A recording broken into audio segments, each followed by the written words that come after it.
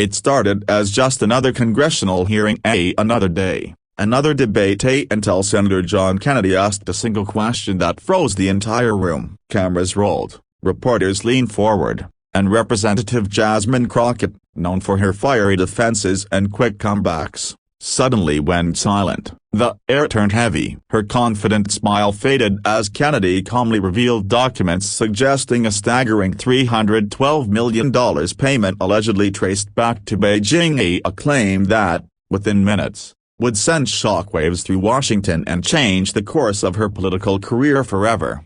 For weeks, whispers had circulated through the halls of power, rumors of foreign influence, strange financial transfers, and quiet deals hidden behind consulting contracts. Few took them seriously. Crockett, an emerging star in her party, had been gaining momentum, celebrated on talk shows, praised by pundits, and hailed as the voice of the new generation. Her speeches were fiery, her presence magnetic. But behind the lights and applause, something darker was brewing. That morning, Senator Kennedy sat calmly at the head of the table, flipping through a thin stack of papers with his signature Southern composure. When it was Crockett's turn to speak, she did so with her usual force, passionately defending her record, her causes, and her integrity. But Kennedy didn't interrupt. He waited, listening patiently. When she finished, he looked up, his eyes sharp but steady, and asked one question that changed everything. "Congresswoman," he said, "can you explain why a fund connected to Beijing's Ministry of Commerce transferred $312 million to an entity that shares your campaign's treasurer and address?"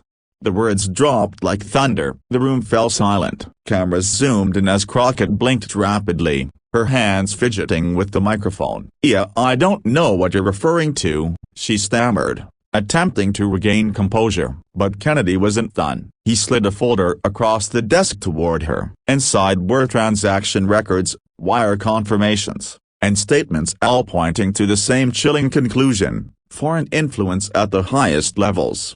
For the next 5 minutes, Crockett tried to defend herself, citing technicalities, calling it a misunderstanding, even accusing Kennedy of political theatrics. But the senator never raised his voice. His calm, deliberate tone carried more weight than 1,000 accusations. "I'm not here to perform, ma'am," he said quietly. "I'm here to ask why the American people are footing the bill while you cash Beijing's checks." The moment shattered her composure. Viewers could see the panic in her eyes, the trembling of her voice. She looked down, struggling to form words. It wasn't just a political confrontation anymore. It was a moral reckoning unfolding live on national television. As the hearing continued, Kennedy revealed document after document: campaign donations funneled through shell companies, vague educational grants, and suspicious consulting payments from firms with direct ties to the Chinese government. Each revelation hit harder than the last. The tension in the room became unbearable. Even members of her own party avoided eye contact. By the end of the session,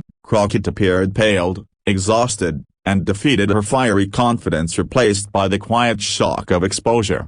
Within hours, the footage went viral. Millions watched as Kennedy's calm, methodical questioning dismantled a career that had seemed unstoppable. Hashtags like #Kennedy exposes Crockett and #312 million scandal trended across social media. News outlets replayed the clip on loop. The nation was divided, as some in disbelief, others demanding accountability. But amid the chaos, one thing stood out: Kennedy's integrity. He refused to grandstand or attack personally. When reporters swarmed him outside the Capitol, he simply said, "The truth doesn't need shouting, it just needs sunlight." That single line became an anthem of sorts, a reminder that in a world clouded by deception and greed, honesty still holds power. Meanwhile, investigations deepened. Financial experts traced the money trail, uncovering layers of corruption that connected not just Crockett's campaign, but several international interests operating quietly behind political curtains. The scandal exposed how easily trust could be bought and how hard it was to earn it back. For Crockett,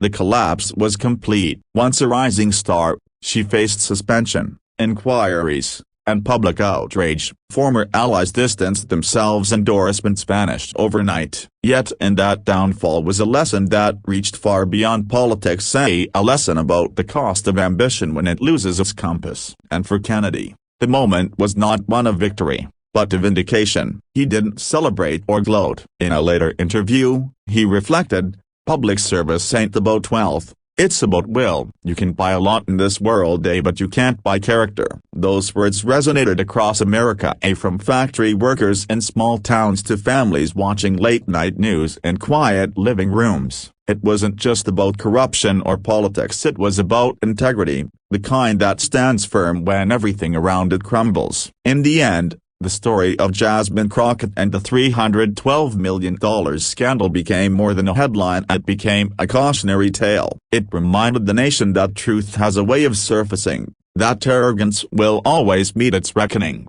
and that one person's courage to ask the right question can bring down an empire built on lies. And as John Kennedy walked out of that hearing room, his voice echoed a truth that lingered in the hearts of millions.